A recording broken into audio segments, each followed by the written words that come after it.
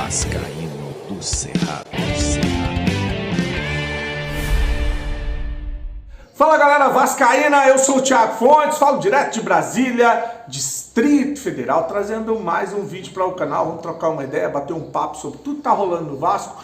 Antes, aquela moral, deixa o joinha, deixa o like, se inscreve no canal, que é importante para ele ser indicado no YouTube.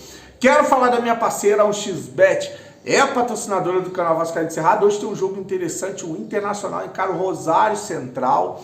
O Inter perdeu o primeiro jogo, jogo de classificação na Sul-Americana. E o Inter precisa vencer o Rosário Central para conquistar aí uma vaga. Aí o que acontece? Estou vendo, olha, tá pagando 1,50 na vitória do Inter, 3,95 no empate, 6,90 na vitória do Rosário Central. Acredito que o time argentino vai catimbar, vai fazer cera, vai provocar. E vejo uma oportunidade nesse jogo em cartões, principalmente cartões para o time da Argentina. Para sair mais de um cartão, ter uma odd de mais de 1,20, dá para botar numa duplinha, ou para você ir direto em mais de 2 cartões para o time Rosário Central. Sair 2 cartões e meio, se sair 3 cartões amarelo para eles, você já tem uma odd de quase 1,70, tá? O link tá aqui, ó, primeiro comentário fixado, clicou, vai abrir a janelinha, o código promocional é do Cerrado, primeiro depósito ou Pix no valor de até R$ 1.200, eles dobram em bônus para você usar no site, na plataforma. A 1xBet é parceira do canal Vascaíno do Cerrado 2024, lembre de jogar com responsabilidade e que é para maior de idade. Eu vou começar com uma informação que eu vi agora há pouco, publicada pelo Vascaíno.net, uma provável barca do Vasco com saída de jogadores que não vêm sendo utilizados ou que perderam o espaço, principalmente agora com o comando do técnico Rafael Paiva, que costuma misturar aí os jogadores experientes, como o caso lá do Payet, como o caso do Verratti, como o caso dos laterais, mesclando com a juventude, com os moleques da base, que foi o Estrela, que infelizmente se machucou, o Leandrinho, que já teve oportunidade, o JP, agora tá usando menos, né? Agora tá usando menos. Chegou a colocar o Eric Marcos. Uma coisa que eu achei errada aí, ele tirar o JP para usar o Praxedes, né? Começou a dar menos espaço para os moleques que vinham se destacando nesse time. Leandrinho não teve mais oportunidade, o Estrela, como falei, se machucou, o Eric Marcos não jogou mais. Então tá faltando ainda o uso desses moleques que vinha dando certo, tá? Ele não pode perder essa mão aí na hora de mesclar, na hora de escalar esse time ou usar os jogadores no decorrer da partida. Essa barca, segundo o Net Vasco, ela tem ali as prováveis saídas de Galdames, Serginho, Rossi, Praxedes e Zé Gabriel. Seriam esses 5 jogadores. Para você, algum desses jogadores ficaria no elenco do Vasco? Para mim, dispensa todos e mais alguns.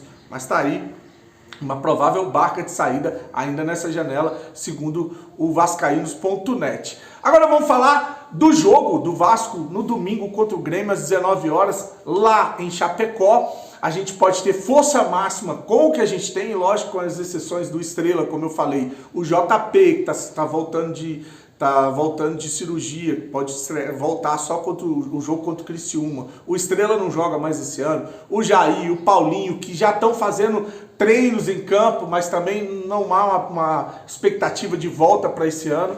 Então, dentro do que a gente tem, pode ter força máxima, porque a gente vai ter o Coutinho, a volta do Payet, o Emerson, o Alex Teixeira e pode ser que o Souza seja relacionado.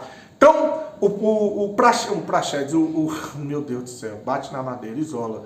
O técnico Rafael Paiva vai ter à disposição os reforços para esse jogo contra o Grêmio, já visando o confronto contra o Atlético Goianiense quarta-feira. Então já precisa dar minutagem para esses jogadores, né? Precisa botar em campo já para poder entrosar, pegar sequência para esse jogo importante na quarta, que é as oitavas de final, o primeiro jogo do mata-mata das oitavas de final da Copa do Brasil. E eu tenho 2 informações de bastidor vindas de Goiânia. 2.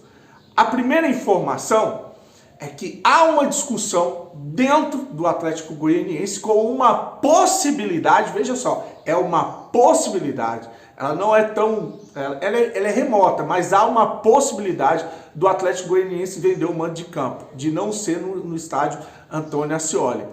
É uma pequena possibilidade, a pessoa me informou, tá? Que está sendo discutida dentro do Atlético Goianiense. Por quê? Porque é um jogo de apelo. Vai ter Payet, vai ter Coutinho. Se botar num estádio maior, vai vender ingresso pra caramba. Só que isso vai pesar desportivamente contra o Atlético Goianiense. Você vai meter torcedor do Vasco e aí o Vasco vai ter 2 jogos na Copa do Brasil como mandante praticamente. Então, isso está pesando bastante e pode ser, então, que o jogo realmente ocorra no Antônio Ascioli. Mas a pessoa me falou que há uma discussão hoje dentro do Atlético Goianiense com uma pequena possibilidade de venda de mando de campo. E uma outra situação que me informaram é que os ingressos para essa partida devem ser começarem a ser vendidos no sábado e no domingo, tá? Então fica ligado aí se você quiser, porque isso aí vai ser difícil comprar, viu? Muita gente que comeu mosca no outro jogo teve que comprar ingresso na torcida do Atlético Goianiense. Então tá aí 2 informações vindas de Goiânia. O Vasco encara o Grêmio já para dar minutagem, focando, claro, no jogo da Copa do Brasil, que vale uma grana, vale classificação para quartas de final, ficar mais próximo de um título, que é a única possibilidade de ter título no ano é a Copa do Brasil, muito difícil, quase que impossível no Campeonato Brasileiro, né? E a provável escalação do Rafael Paiva para esse jogo tem o Léo Jardim, o Paulo Henrique, a dupla de zagueiro que o Brasil passou a amar, né? O Michael e o Léo, Pelé, o Piton, para não dizer o contrário, o Piton, você tem uma possibilidade, o Rojas, porque o JP tá machucado, o Piton, volante, Cocão e Hugo Moura, com o Coutinho no meio de campo. O Adson é dúvida, sentiu dores, tá ainda com aquela dor na coxa, então pode ser que entre o Emerson, né, o Emerson Rodrigues, fazendo um trio de ataque com o David e Verratti. Pode ser essa escalação do Rafael Paiva. Quais são as opções? Eu vou dar as opções e queria que você escalasse. As opções viáveis, tá? As opções dentro do que eu acho que o Rafael Paiva pode usar. Léo Jardim, PH, Rojas, Michael, Léo na zaga, Vitor Luiz ou Piton na lateral esquerda, volantes Cocão, Hugo Moura, Souza e Esforza. Você tem essas 4 opções para escalar 2, se vira aí, escala.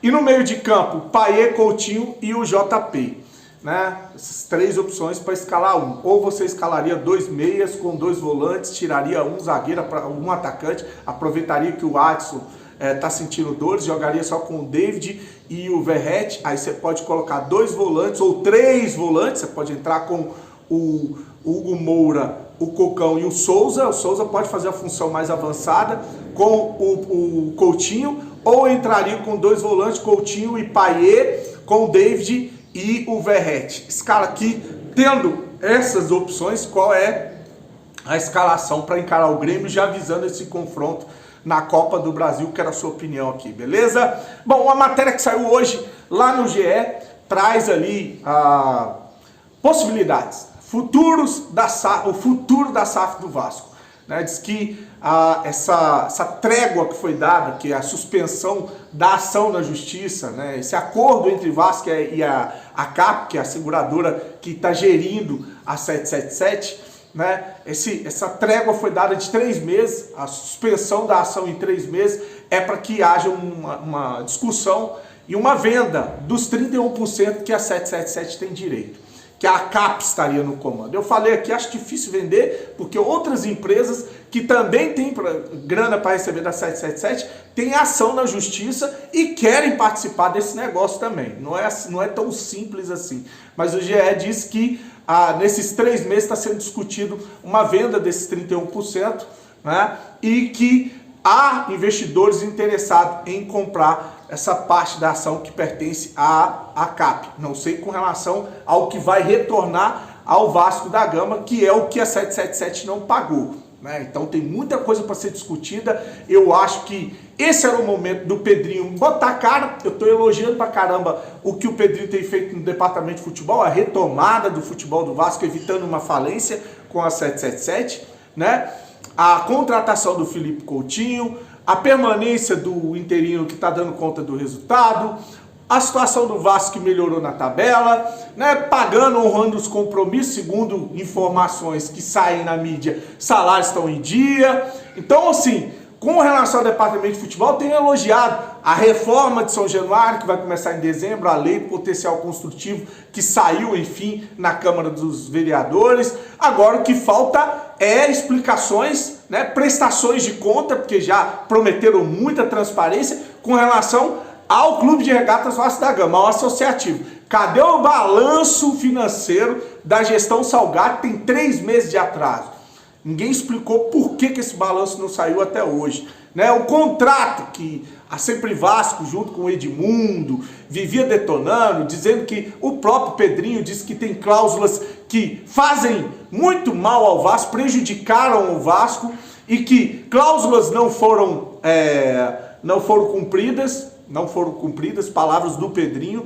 Então, mais explicação sobre esse contrato, explicação sobre o balanço que não saiu, a 777 Carioca, LLC, que ninguém fala mais, quem são os donos dessa empresa, por que eles não conseguem identificar quem são os donos, né? As punições, cadê lá a comissão dentro do Conselho Deliberativo para investigar quem vendeu o Vasco para uma quadrilha, por que vendeu o Vasco para uma quadrilha, quem se beneficiou com essa venda, quem são as empresas por trás que estão ganhando milhões por causa dessa mudança do Vasco de associação para uma SAF. Então, muita coisa para ser explicada e eu não vejo absolutamente nada vindo da gestão Pedrinho nesse sentido. Uma coisa é o futebol que a gente está elogiando, beleza? Só que a gente não pode esquecer dos problemas, porque isso tudo acaba desaguando no departamento de futebol depois, com salários não pagos, com caos, com penhora, bloqueio na justiça, com instabilidade, com um time fraco, com a gente brigando para não cair. Eu conheço bem essa novela. Então, os assuntos eles têm que ser colocados em pauta, têm que ser tratados para a gente não sofrer isso lá na frente. E aí o Pedrinho tá dando mole. Aí o Pedrinho tá pisando na bola. Aí precisa da transparência que eles venderam tanto, né? Da abertura do contrato que eles falaram tanto que tinha que ser aberto. E agora, boquinha de siri, ninguém não fala absolutamente nada, né, seu Edmundo? Curte, se inscreve no canal, fique com Deus e saudações vascaínas.